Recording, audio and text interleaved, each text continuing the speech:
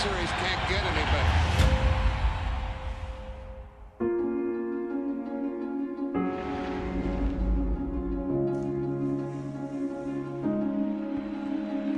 But all eyes are on this man, Ted Williams, gunning for a 400 season.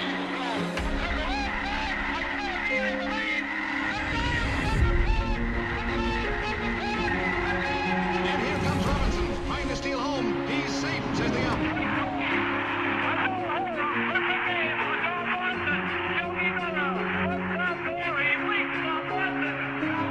There's a new home run champion of all time, and it's Henry Aaron. There it goes, a long drive. If it stays fair, home run. Little roller up along first. Behind the bag. It gets through Buckner. Here comes Ryan in the next winner.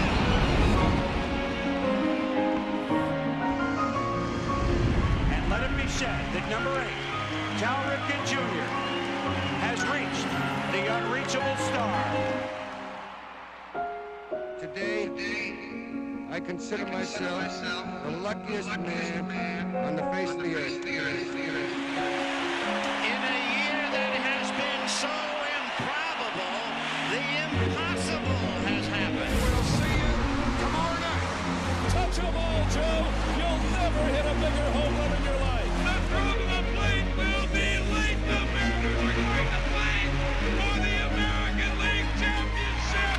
A liner on Bobby's glove into center field. The Florida Marlins have won. Derek Jeter with one of the most unbelievable plays you will ever see by a shortstop. Posada's throw. Roberts. Safe. This is going to be a tough play. Bryant, the Cubs win the World Series. Bryant makes the play. It's over. And the Cubs have finally won it all. 8-7-10.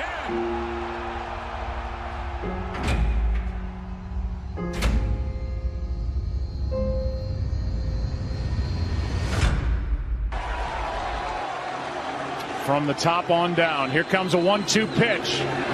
Red Sox win the World Series. 5-1 the final tonight. And the best team in baseball wins it all in 2018. Good morning, Peterborough. My name is Jim Tubb, and it is time for your Sports Break broadcast on 92.7 Triple FM here at Trent Radio in Peterborough, Canada. This show, of course, can be streamed online at trentradio.ca, or you can follow what we're talking about on Twitter at SportsBreakTR. The weather outside today, while I pull up here, I should be ready for this radio show every day, you'd think. The weather outside today is a chilly -6 degrees. Nice and sunny, though, nice and bright. Just a great day outside. It probably is going to warm up later today. It's going to warm up later this week. And what's that Thursday? Thursday, March 28th. Rain. Oh, no. That means you maybe shouldn't go outside. Should cancel work that day. And you should just spend the day inside. And not just because it's a Thursday. It's the day before Friday, which is the day before the weekend. It's the day that baseball comes back. Thursday, March 28th, is opening day, ladies and gentlemen. Some would say the greatest day of the year. Now, I know the MLB playoffs, the NHL playoffs are pretty great too. But you've waited all winter. You've waited all winter. The slow off season that became very quick. Very, very quick. We're going to talk about that today. Actually, we're talking pretty much all baseball today to tee up and get ready for the MLB season. Now, if you're a Blue Jays fan this season, you're still looking forward to it. You're just not. It's not like the 2016 season where we made the playoffs last year. Wow. Now we're looking at players, and I got to do my shtick here. It is still a beautiful day, ladies and gentlemen. It's even more beautiful because baseball is only 2 days away. I don't count today in that count. Today's half over in my books. I know it's only 9 a.m. on this beautiful Tuesday morning, but, it's half over. But baseball's back. I don't know what else to tell you. Last night, the Blue Jays did play the Milwaukee Brewers in Montreal at Exhibition Stadium, where the Expos used to play. I believe it's Expedition Stadium. exhibition. And they lost. But it was a good game. Bo Bichette had an amazing play at defense. Yeah, that's about it. That's all you can look. That'll be the highlight of the Blue Jays. I'll just start it now. We're going to talk about the Blue Jays later. But right now, if you're a Blue Jays fan and you're looking towards the season, just don't worry about the results, the wins or the losses. If you're for the pitchers, maybe. But try to find something positive in every game. Like, wow, Lourdes Gurriel Jr. made an amazing play there. He's looking better on defense. Or Danny Jansen looks really comfortable behind the plate, calling the game, throwing guys out. He threw a runner out last night. Looked really good. Another positive. The season's not going to be great for the Blue Jays. We know that. That's the entire point of this. That's how they get better in base. In today's baseball forecast, that's how you get better, is you be bad. Look at the Houston Astros. Look at the Chicago Cubs, the Atlanta Braves. That's how, to get good, you have to be bad. It's just how it is. And last year, the Blue Jays were pretty bad. I think they'll be better this year. They've got a lot of young, good talent. We're going to have a really good talent come up in the middle of May towards June. Bo Bichette might not come up this season. We'll have to see. Bright things are ahead of the Blue Jays, and even brighter things are ahead of SportsBreak right now. We've got so much content to talk about. So much, just everything to talk about. We will start with the NHL a bit. Just because in the last 24 hours, there are some nice little tidbits that came out of the NHL that need to be touched on while we can. Over the weekend, the Winnipeg Jets clinched a playoff spot. The Boston Bruins clinched a playoff spot. I don't believe anyone else has clinched a playoff spot yet. We are getting close to the end of the NHL season. So either you clinch or you just make the playoffs. Like, you're still making the playoffs. It's just a different way. If you watch the Leafs game last night, of course, John Tavares had 4 goals. He hit them with the 4 like Austin Matthews. They beat the Florida Panthers 7-5. Would have loved to keep that score not at 5, but what can you do? They won. That's all that matters, right? If you're a Leafs fan, they won. That's all you care about. The biggest news last night was with Drew Doughty. Drew Doughty, of course, the LA Kings, signed an extension there, was one of the players rumored they're going to come home to Toronto. He plays in the Pacific Division, and the Calgary Flames are also in the Pacific Division in the Western Conference. And they have a good young player. I'd say he's a good young player with the name Matthew Tkachuk, who brother Brady Tkachuk, father Keith Tkachuk, I believe his name is. And Matthew is a bit of he's a Brad Marchand of a player. I don't want to say rat. All the words I could think of, couldn't say on radio. I'll be honest. That's why I'm stumbling here. I had 3 words in my mind. I was like, nope, can't say those. He just plays gritty. We'll go with that. He plays really gritty. And Drew Doughty has taken exception to that. Of course, Matthew Tkachuk has played like that against Doughty, and no one wants to have to deal with that. It makes the game, and the hockey game, which is already one of the toughest sports in the world, tougher by dealing with a player like that. And he called him out ahead of last night's game between the LA Kings and Calgary Flames. And Doughty said, "I have no respect for him, none. I respect everyone else. I'll never talk to him off the ice. He's not respected by most people in the league. It's not just me. That's just a fact." Which, all right, come on. Like, I'm sure if you don't like the guy, that's quite the thing to say on social media, and not social media, but to say to the media, and to speak for the rest of the league. You're not God. Like, don't speak for everyone else, is the way I take it, at least. If you don't like the guy, you don't like the guy. But don't pretend like the whole league hates him just because you do. He also took a shot at Brent Burns, which was really weird because who doesn't like Brent Burns? I don't know. Of course, Brent Burns, again, in the Pacific Division, so Doughty plays him a lot. And they asked Doughty about the Norris Trophy race.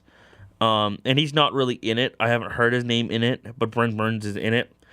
Doughty said, all you've got to do is watch one Sharks game, and you'll see Brent Burns get beat 3 times a game, literally, and everyone has him up for the Norris. I just don't get it. Doughty continued to say, I would want Giordano on my team before I'd want those points. Giordano has like 75 points or something, and he plays good defense. For me, based on how I know he plays, I think he should be the front runner. Doughty did win in 2016, and Burns won in 2017. Just like salty. I don't know. Like, I know that's like a very childish thing to say that someone's salty, but just like, what are you doing? Stop talking. I don't know. Just the Kings are a bad team right now, and he signed there for 8 years. I don't know if he's regretting it, and this is his way of taking it out or what. But yeah, just not a good look on Drew Doughty. He got made fun of a lot on sports radio last night, TSN 1050, stuff like that. Now, we're going to move on to the greatest sport in the world, baseball.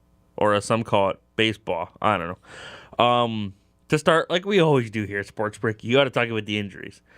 Because people don't drink their gosh darn milk, and everyone gets hurt. Drink your milk, eat your cheese, I don't know, get your dairy, and calcium's the word. I almost said vitamin C. Get your vitamin C too. No one wants scurvy. Get your calcium, and don't, like, break your arms and stuff. Detroit Tigers pitcher Michael Fulmer has decided to undergo Tommy John surgery this season. He had 3 medical opinions, and they all said, yeah, you got to get the Tommy. This was last Tuesday. They announced it, which is a huge hit for the Tigers. He's arguably one of their best starting row pitchers, young. It'll likely be that he will be replaced by Daniel Norris, the former Toronto Blue Jays prospect. Of course, they still have Matthew Boyd, who used to be a Blue Jay. Michael Fulmer was the American League Rookie of the Year in 2016. He had a great season. And you just hate to see it. You never want to see anyone have to undergo Tommy John. It's just not a nice procedure. Of course, we see it with Salvador Perez, Michael Kopech of the Chicago White Sox are all done this season for Tommy John surgery. It just takes good players away from baseball, and nobody wants that.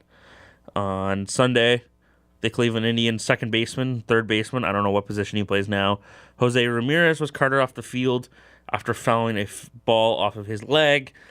The way the ball hit, it looked like it hit him like right below the knee, which is something that like you don't see often. He was batting right-handed, and it hit him on his back leg, so his weight supporting leg.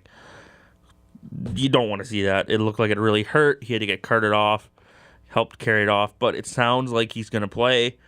He's not going to miss too much time. He's probably going to miss opening day, but he's not going to miss too much time after that, which is huge for the Indians, who are currently missing Jason Kipnis and Francisco Lindor until injury. Lindor is out till it sounds like middle of May, so it's a month and a half without arguably your best player behind Corey Kluber and Trevor Bauer. So you don't really want to miss. Well, you never want to miss them, but not now. Exactly. Craig Kimbrell, one of the biggest free agents still left on the market. Him and Dallas Keuchel are still free agents. Doesn't look like they're going to be signed before opening day. They'll probably go to the first team that has an injury problem with a starting pitcher or a closer. And exactly following that narrative, there are 2 teams in on Kimbrell right now, the Milwaukee Brewers, the Atlanta Braves. The Brewers are in on Craig Kimbrell right now because of Corey Knebel, who is their closer, I'd say. They also have Josh Hader, who was untouchable last year. But Corey Knebel has an elbow injury. Looks like a torn UCL, but he's dealt with it for a couple of years. They got to decide now whether he's going to do what Masahiro Tanaka did last year or 2 years ago and rest and still play through it, which sounds very uncomfortable, or get Tommy John. And like I said earlier, you don't want to get Tommy John. No one does. It could be a career ender. We can't have yawns today. Today is too important for yawns. But Tommy John is something you never want, and I guess you just hope for the best right now. Atlanta, of course, has 2. They have 2 injuries to their bullpen right now: Darren O'Day and AJ Minter. And like I said, the Brewers are without Jeremy Jeffries as well, with Corey Knebel. So yeah, Craig Kimbrell, wouldn't be surprised if he signed very soon. Or he should sign very soon. He is an amazing closer. At the rate he's going, it's actually amazing. At the rate he's going to be better than Mariano Rivera was. He's going to have more saves.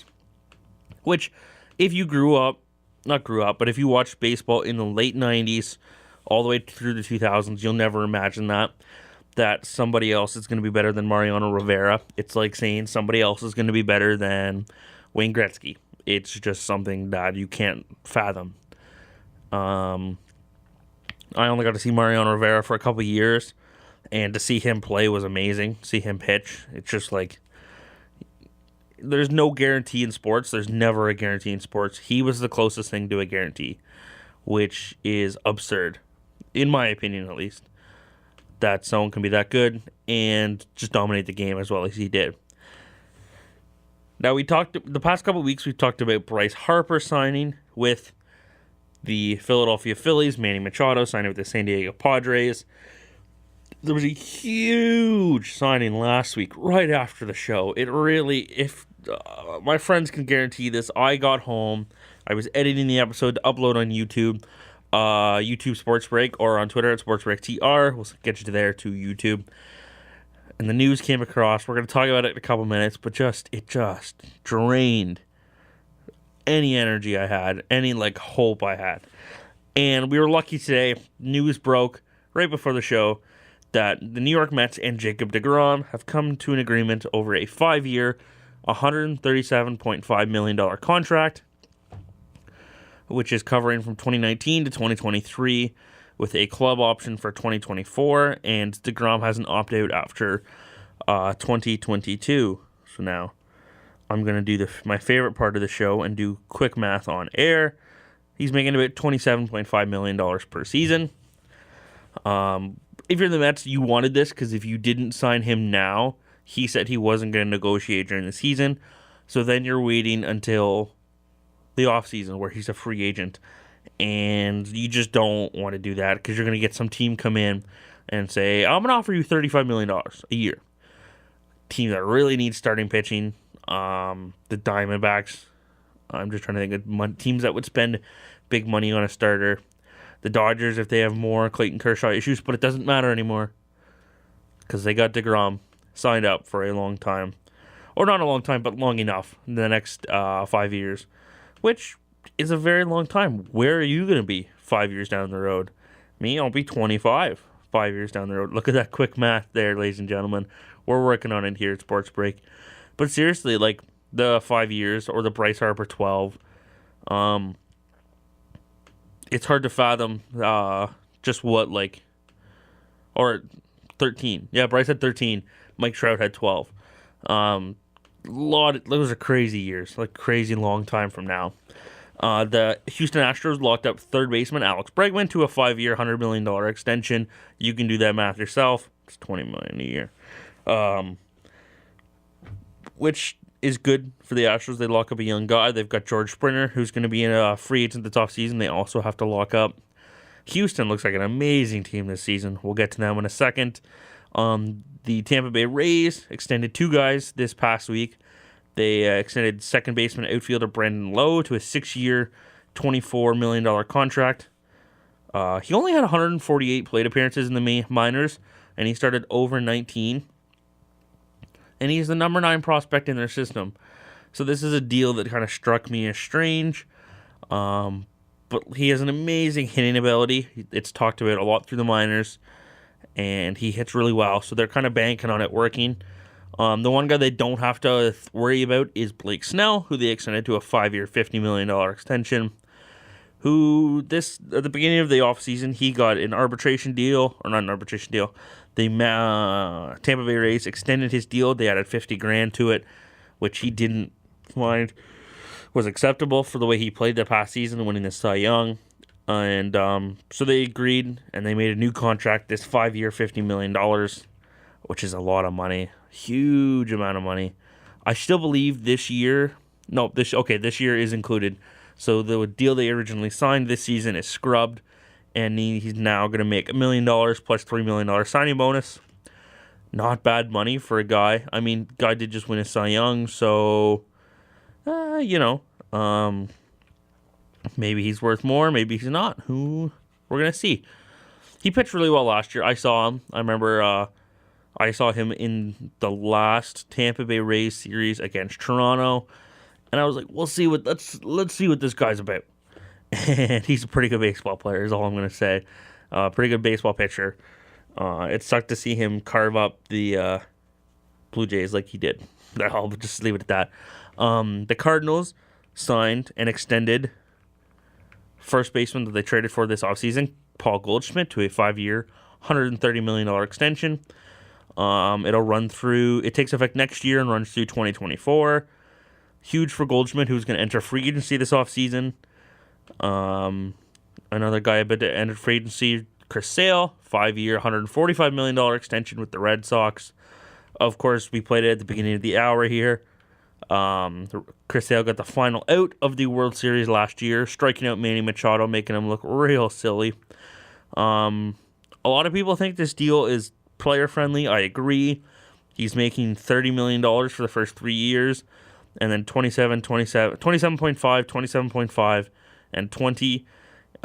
He has 2 years where he can opt out, and then he has a full no-trade clause partway through the 2020 season. I don't know how this isn't a player-friendly deal. This looks like a team saying, thanks for everything you've done for us. Here's your money. And let's win another one. And the Red Sox very easily could. And they got to look towards Mookie Betts to sign. Sander Bogaerts is coming up very soon. But they got their guy. They got their ace. I mean, they still have David Price, but they got their 1-2 punch now. The Houston Astros signed Justin Verlander to a 3-year deal. Now, there's no numbers here. Or I don't have any numbers. $66 million. What? No. There it is. Sorry. At 31. I don't know. I'm very sorry. This is terrible radio right now. I'm getting 2 different reports here of the deal. Anyways, it's a 3-year deal that'll run them through 2021. It sounds like it's $20 million per year or $30 million. It's one of the two. They also still have Garrett Cole, who they still have to sign to solidify their starting rotation. Of course, they lost Dallas Keuchel this year to free agency. Lance McCullers Jr. is getting his Tommy John worked on. And it's a rotation that last year was one of the best and has kind of got a hit. They're relying on a lot of rookies, but they got their guy back in Justin Verlander. And now the guy. He signed a week ago today, coming up around noon. Will be exactly a week since the deal broke. He officially signed the deal 5 days ago, which would have been Thursday. You know him as Mike Trout, the guy who they're talking about could beat Babe Ruth's record of the WAR record, maybe beat Barry Bonds' home run record, and become the best baseball player of all time. Who knows? All we know is he's going to be a Los Angeles Angel for the next 12 years. Which is a long time. And he signed for $426.5 million over the life of the contract. And he still keeps the remaining 2 years of his original deal. That was the crazy thing about the whole Mike Trout talking about his free agency. He was still 2 seasons away. So he still had this season, and he still had next season, and then he was a free agent. People were acting like he was a free agent this offseason, which to me didn't make a lot of sense. I think this deal's huge for the Angels, huge for Mike Trout. For the Angels, they get their guy for the next 12 years. And now it's up to them to build around him. He has done everything he can. He's going to do everything he can. Now it's their job to build a team around him, get him a team that can win, get a team that can go to the freaking playoffs. They've only been to the playoffs once in Mike Trout's 10 year. And you expect him to... You can't win at all. Like, this isn't basketball. I don't give a crap what LeBron is. This isn't basketball. Well, LeBron can't even carry the Lakers to the playoffs. Not a big deal. But this is baseball. You need a good team around you. They've tried the past couple of years. And this year is probably the closest chance they've got. They've brought in a couple good guys. Shohei Ohtani is only going to bat this year when he's finally fully kind of healthy. He has an elbow injury as well. They've brought in Jonathan Lucroy, a new manager, and Brad Ausmus, who's managed higher-end talent in Miguel Cabrera, David Price when he was in Detroit. They got to do better. And for Trout, this deal means he doesn't have to answer any more questions of, hey, you're going to go play in Philadelphia with Bryce Harper? which he knew he was getting sick of. Mike Trout's not the kind of guy to want the public eye or on him all the time. I know he plays one of the biggest sports in America, that might be an overstatement, actually. That is completely an overstatement. I don't know why I said that. Basketball and football dominate in the States, but he's the biggest, most well-known player in baseball, or should be. Bryce Harper might be up there, but it's Mike Trout who's the best for the fans. A real fan of baseball knows it's Mike Trout. Gonna go down as the best player, so which is weird because he doesn't like that spotlight. Derek Jeter didn't mind that spotlight. He kind of thrived on it almost. But for Mike Trout, this takes away all of the where are you going in free agency questions. Now he can just play baseball, which is all Mike Trout wants to do. And I wouldn't be surprised if this. Actually, let me read the take I was going to say. I wouldn't be surprised if at first Mike Trout flutters a bit, and not like sucks, just like not Mike Trout standard. And then I think he's going to go off. He's going to take a bit because it's going to get used to, like, I have like $500 million coming my way. And then it'll be, you know what? I'm Mike Trout. Let's just play baseball. And then he's going to play baseball. And I think he's going to dominate. And he's going to dominate for most of those 12 years. He'll be the best player in baseball now and forever. It's as simple as that. It's just a huge deal for the MLB as a whole. It means a lot for Mookie Betts, who, not this season, but the next season, is going to be a free agent. And we know now with the Bryce Harper and the Manny Machado that free agency isn't what it was meant out to be, or it isn't what it used to be, where players get paid a lot of money right away. It takes time now if you're over a certain age. And for Mookie Betts, we'll see what that means for him. Whether he re-signs with Boston, we don't know yet. Last year, of course, or this past offseason that just is still on, that's going to expire on Thursday, was supposed to be this huge thing for free agency and all the free agents. There were so many big names. This next one was supposed to be huge, but now with Chris Sale gone, Paul Goldschmidt, Justin Verlander, almost all the guys that signed extensions just now, Jacob deGrom, are gone. Free agency is kind of now, the offseason is going to be poor compared to what the NBA offseason is all the time. Especially this NBA offseason. Kawhi Leonard, a free agent. Hopefully he signs back in Toronto.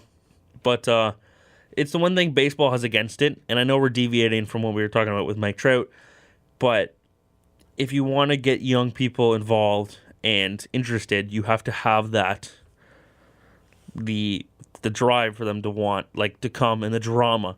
People today love the drama.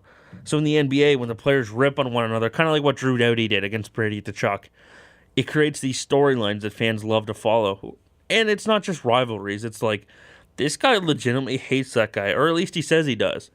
I want to watch that game now. I want to see what happens, if there's any dirty looks. That's why the games kind of after like a beanball fest in baseball are huge, or at least they are for me. I want to see what happened, if there's any close pitches, if people freak out. Yeah, I don't know. That's just one thing baseball has to work on, and it has to work on, is to attract younger people. And that's, how I got there from Mike Trout. I don't know. A fan of Mike Trout right now at the age of like 6 is going to be 18 by the time this contract expires. But he can almost go buy smokes and watch the game. Like, it's crazy to me. But yeah, Mike Trout, he's going to be a Los Angeles Angel for pretty much his entire career now, which I feel like is where he belongs. It's almost what he wants to do more, is to stay with one team. And 2 deals, I forgot to include the Luis Severino with the Yankees for $40 million, 4 years, and the Aaron Nola 4-year, $45 million. Those were signed a long time ago as well. I've got a list here. We're going to break down the divisions coming up next here on Sports Break on this beautiful Monday morning, where it is still, we'll refresh the weather here, it's -4 now, sunny. We were talking about the MLB season with the MLB opening day coming up this Thursday.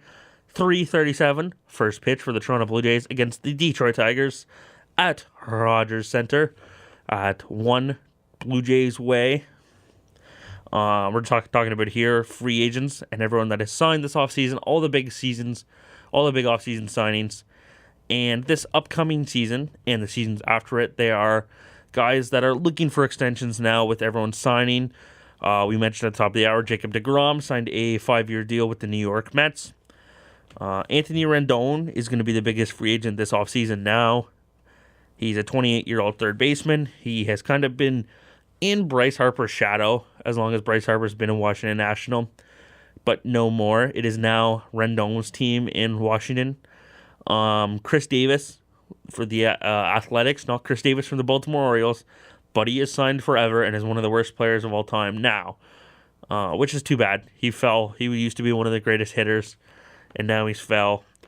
Chris Davis will be a free agent. Of course, he has had three straight seasons batting .247 batting average, which is huge. He and has also had 3 straight seasons with 40 home runs. Pretty good baseball player. Xander Bogaerts, as I mentioned earlier, is a free agent from the Red Sox. And JD Martinez can opt out this offseason. So for them, who knows where they're going to put their money. Garrett Cole, as I mentioned, is a free agent. Astros would love to have him back, solidify that rotation. And I mentioned George Springer earlier. I want to backtrack that. He's a free agent in 2020 with the Astros, another guy they want to re-sign. Chris Bryant in 2021. Francisco Lindor in 2021. A lot of people think Lindor is going to leave Cleveland because by then they probably won't be as good. Same thing with Chris Bryant in Chicago. Carlos Correa in 2021. Aaron Judge in 2022 is a free agent. Huge for the Yankees. You got to re-sign him. Of course, they've got Giancarlo down on a huge deal. Wouldn't be surprised if they extend Aaron Judge for a long time. Andrew Benintendi with the Yankees in 2022 is a free agent. The Phillies in 2023, Rhys Hoskins. All these guys looking for extensions could very easily happen. The only one I would say would not get an extension from his team or would not sign with his team is Francisco Lindor. From what I've heard from sports radio and from the people I know, is that Lindor does not like what's going on in Cleveland. Cleveland Indian owner today literally said, or last night, said that we will give someone $300 million when a player earns $1 billion. So if you're a player on that team, you're thinking, all right, so I'm never going to get $300 million even if I'm worth it, which Francisco Lindor, when he's healthy, is the greatest shortstop in the game right now. And you're not going to give him $300 million, which sounds absurd to give players $300 million, but if he's worth it, that's a tough look on the Cleveland Indians, in my opinion, at least. So we'll see. There's a lot of guys signed this past couple weeks, and a lot of free agents are taken off the books. There's still some huge ones, like I said, Anthony Rendon, Chris Davis, Xander Bogaerts, Garrett Cole. A lot of big names coming off the books soon, and hopefully offseason is a little more attractive than it has been in the past couple years. The MLB did lose one player. They did have to say a big goodbye to one player this past couple week, and no one died. I started that very terribly, thinking that someone passed away. The baseball world said goodbye. MLB said goodbye to Ichiro Suzuki, who of course debuted with the Seattle Mariners, won the MVP, won the Rookie of the Year with the Mariners, went to the Yankees, went to the Marlins, finished his career with the Seattle Mariners in Japan against the Oakland Athletics. The Seattle Mariners and Oakland Athletics played 2 games in Japan, They both counted as regular season games. Seattle won the series 2-0. They are the best team in baseball right now. Watch out. But no, Ichiro came, signed with the Seattle just for these 2 games. In 4 trips to the plate, he reached base once. He drew a walk in his first appearance and scored, then grounded out, and then struck out in the bottom of the 9th with a tying run at second base. Ichiro's batting average there plummeted to .205. And then the following evening, this was, I believe it was last Friday, or when was it? Ichiro announced his retirement. He would transition into a advisory role, and just essentially, he would just be around the team. He would do everything except play in the games. He had expressed, if you remember Ichiro, he said he wanted to play till he was 50, but he's just not there anymore. He's 44, and the eyesight just isn't what it used to be for Ichiro, and the speed isn't what it used to be, and that's what it was for him. Yeah, I don't know. For me, it's tough to see Ichiro go out on a strikeout. That's not who Ichiro is or was. He was never known as the guy that struck out. He hit. He was amazing. He, in his career, it's an amazing stat. He only faced 23 pitches below a 300 batting average. So in his debut, he faced, I think it was his first 2 at-bats, he didn't get on base, or he got on base in one of them. And then from that point on, he was above a 300 hitter his whole career in the majors, in the MLB, which is amazing for a guy. The way he used to hit, he used to slap hit the ball. He had some power, but not a lot. He had enough. And his batting stance is not something you would ever teach a player as a kid to try to emulate, because it just wouldn't work. And you would have a really crappy player. That's all I can say on that. But it's Ichiro Suzuki, man. He had a cannon. He could bat.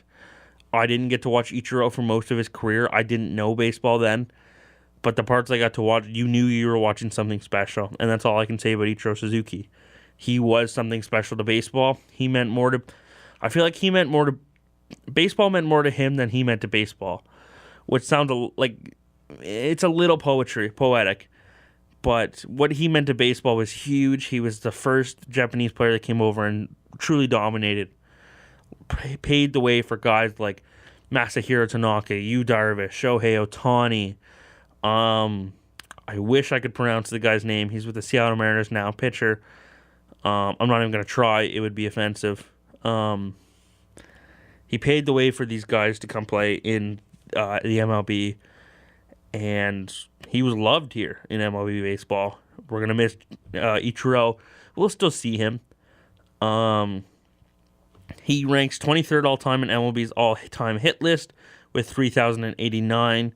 Despite debuting at the age of 29, his career batting average for his MLB career is 311. He won an MVP, 10 All-Star appearances, 10 Gold Gloves, 3 Silver Sluggers, and a couple batting titles. He broke an 84-year-old record in 2004. He collected 262 hits. And he's one of only 2 players to record at least 200 hits in 10 years. 10 years in a row, which is unbelievable. He's just a legend. In my opinion, he's going to go into the Hall of Fame. 3,000 hits will probably get him there alone. That's just my opinion, at least. Yeah, and for him to be able to retire in Japan, I think is huge for baseball. It would have been nice to get a bigger regard here in the MLB, in America.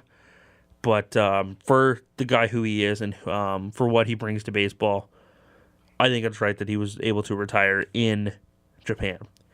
So Ichiro, we're gonna miss you for what you brought to baseball. Thank you. Sorry, no team could ever get you a World Series. That's the part that gets me. Oh man, I would have loved to see him get a World Series. I'm sure he would have loved it too. I've been rambling on. It's about 9:40 right now in this beautiful Monday morning. Still negative 4 degrees here in Peterborough. We are talking about the MLB season. Teeing her up for MLB opening day this Thursday, March 28th. I was going to go through every baseball division here. I don't think we have the time. We'll go off my opinion here. The AL West, it looks like it's the Astros division to lose. The Angels look like to be a good team. Of course, Mike Trout, Shohei Ohtani when he's ready. They added Jonathan Lucroy, Justin Upton. Good team. Rotation isn't good enough, in my opinion, to contend there. Oakland Athletics lost a bit in their batting lineup. We'll see how they go. It'll be interesting. They added Marco Estrada, if you remember. The Seattle Mariners are a team that's sold. They have guys like Jay Bruce is on the Seattle Mariners. Edmund Encarnacion. Yeah, I just don't know. That's a poor team to see, poor team to watch. Rotation isn't what it used to be. The kid's name earlier, the Japanese player, Yusuke Kikuchi, I'm going to call him. I'm sorry if that's really wrong. Texas Rangers, young team that are going to try to be okay. Again, another team, the rotation's just not there. In the AL East, of course, you have the Yankees and the Red Sox, two very good teams. They're just going to fight it out for the first place in the division. Yankees did a lot this offseason to try to make their team better. Added in guys like James Paxton, DJ LeMahieu. They added in Troy Tulowitzki. If you caught the chuckle there, it's just like I said they're trying to improve their team, and they added Troy Tulowitzki. Of course, they don't have Didi Gregorius for a long time because he's hurt. Probably not till June or July. It's a team that's just going to beat the crap out of you with their bat. That's essentially it. The only thing for the Yankees, they have the best bullpen in baseball now with Adam Ottavino being added to it. Their rotation, they're missing Luis Severino and CC Sabathia to start the season. For the Yankees, you can't stumble out of the gate. You've got guys like Tanaka, Paxton, J.A. Happ. You have to perform right off the bat. And if they don't, the Red Sox are going to beat the crap out of them. Red Sox didn't really add anyone this offseason, but they didn't need to. The only thing they really should have added is to their bullpen, and they didn't. They still have one of the best lineups in baseball, and they're still going to beat the crap out of teams. It's as simple as that. And it's really, in my opinion, it's the Yankees' division to lose. They're the better team, in my opinion. Better rotation, better bullpen, and a pretty darn good lineup. So we'll see where it goes from there. Baltimore Orioles are in the kind of the same boat as Toronto. They're just trying to show up, lose a couple games, and get a good draft pick. They've got Chris Davis, Mark Trumbo, guys that used to be good no longer are. For them, Jonathan Villar is the only really exciting player. Even the rotation is kind of trash right now for them. The Tampa Bay Rays are another team that last year, they still did 90 wins last year, third in the AL East. They're a team that could easily contend for the wild card. Really good lineup. They added Mike Zunino. I can't remember if it was late last season or during the offseason. Added Charlie Morton to the rotation. They're still going to try the opener this season. They don't have a strong bullpen is the only thing I'm concerned about for the Tampa Bay Rays. And finally, the Toronto Blue Jays. We'll talk about them later. We're going to devote the entire, after the break, I almost said second half. There's only about 13 minutes left in the show. We're going to talk only about the Toronto Blue Jays. We're cutting it short. And okay, I'm not going to do the rest of the divisions. We don't have time. In baseball, there are some really good teams. For me, the Braves this year are going to dominate. The Braves, the Phillies, I'm just trying to go through the Nationals have the best starting rotation in the league, in my opinion. Then there's like the Diamondbacks are going to fall. The Rockies it's going to be an amazing year for baseball, is all I'm going to say. Watch out for the Braves. If you're going to bet money on any team, though, I would bet money on the Milwaukee Brewers. And the reason that I say that is because of what they've done this offseason and what they already are. They added one of the best catchers in the league offensively in Yasmani Grandal. They've got Christian Yelich coming off of an MVP season. Lorenzo Cain, Jesus Aguilar, Travis Shaw, Ryan Braun. They brought back Mike Moustakas, who's going to play second base for the first time in his career. And their rotation is a little tough, I'll be honest. They got Julius Chazen is their best guy. The only thing that concerns me right now is their bullpen. They had Corey Knebel. They had Jeremy Jeffries. They're both going to start the season on injured reserve. If they can sign Craig Kimbrell, they're no doubt the best team in baseball. To me, at least. Or not the best team, sorry. The team you should put a lot of money on. Because they got Josh Hader, who was dominant last year. And an amazing team. And I'll be honest, they're in a division that isn't the greatest. They can beat up on the Cincinnati Reds. They can beat up on the Pirates. This is a team that they proved last year they could beat the Chicago Cubs, and they're going to beat the Chicago Cubs. And it's the St. Louis Cardinals who they have to face, who did get really good this offseason with Paul Goldschmidt and Andrew Miller on the back end. So we'll see. Like I said, there's a lot of good teams in baseball right now, and we're just going to have to wait and see what happens. We are going to take a quick break here just because I'm rambling. My voice is, couldn't do another 10 minutes straight. We might not take a full break, but we'll be right back here. Like I said, this MLB season, there's a lot of good teams. Find your favorite team and just love it. I don't know what else to say. We are truly in a beautiful age of baseball with this is arguably the best crop of talent that the MLB's ever had. And we get to enjoy it. Every team has a couple stars, and they play just for us. So enjoy the MLB season. We'll be right back. We're going to talk about the Toronto Blue Jays only and what this season is going to be for them. We'll be right back here, ladies and gentlemen. We are back here, ladies and gentlemen, for your SportsBreak broadcast on 92.7 C Triple FM through the facilities here at Trent Radio in the beautiful Peterborough, Canada. The weather outside today is still -4, a little sunny. And before the break, we are teeing up the MLB season, talking about basically all the signings, and just talking about every team, trying to talk about every team. We cut ourselves short to talk about the Toronto Blue Jays. Didn't give ourselves as much time as we wanted, I'll be honest. We'll lightning round this and go quick here. The Blue Jays signed reliever Daniel Hudson to a $1.5 million deal for 2019. He played last season with the Dodgers. He had a 4.11 ERA and 46 innings pitched. Just a guy to fill the holes. And the Blue Jays also announced yesterday that they placed second baseman Devin Travis on the 60-day injured list after he hurt his left knee during spring training. This offseason, he had surgery to repair a small meniscus tear in the knee, and it'll lead to significant time missed this season.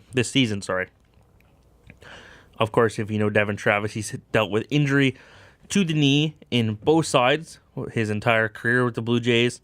He's missed games in 2016 and 2017 with a bone bruise in his right knee. We're getting tough here with the words. Before hamstring soreness sidelined him last season. He was healthy when he got here, got hurt. For the Jays, you just hate to see this. Like, it's a guy that's been hurt so much.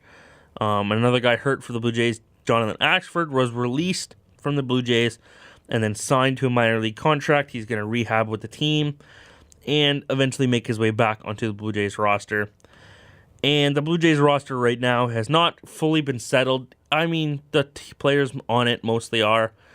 We'll get to them in a second. But there's an amazing little clip here. It's about a minute long of Kevin Millar talking about how Vladimir Guerrero Jr. is doing in the clubhouse. And that's the player we all care about with the Blue Jays. So we'll kick her off to Kevin for a quick little interview here. Toronto since becoming a regular everyday position player. I think you're going to see a real swell of support, quite obviously, for Vladimir Guerrero Jr. once he's up with you guys and playing, and that day is coming this season. Tell our listeners, too, what you've seen of him as a natural talent. What are things that you're hoping he brings as a very young, inexperienced player to your baseball team when he comes up? Well, I think he's what he lacks in age. I think he has an experience. I think you can't kind of replace his genetic makeup, him being around his dad, being able to spend time with a Hall of Fame father, being in big league clubhouses. He's not fazed by the big stage. He's not fazed by being the number one prospect in baseball. If you saw him walking around the clubhouse, he just blends in as one of the guys. He just goes about his work, and it's something extremely hard to do. For Pilar to say that Vlad looks like he belongs in the clubhouse, it's huge. Of course, you want your young guys to feel comfortable in the clubhouse.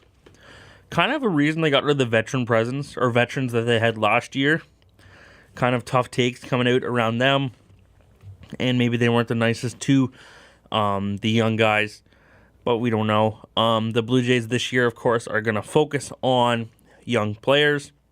Or that's the focus at least set by manager Charlie Montoya. And opening day, of course, is March 28th. The first pitch is 3:37. Shouldn't say first pitch. That's probably when the ceremonies begin. This year, Jack Morris, who, if you know him, he won back-to-back World Series with the Toronto Blue Jays in 92-93. Hall of Famer with the Detroit Tigers. He's going to throw the opening day first pitch. The actual opening day starter for the Blue Jays will be Marcus Stroman, his second opening day for the Toronto Blue Jays. He pitched in 2017. 2018, of course, last year was J.A. Happ.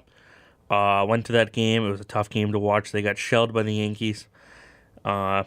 Some of you are thinking about Roy Halladay. They will have Roy Halladay's Hall of Fame induction ceremony, like celebration. That'll be later in the season, closer to when he's inducted.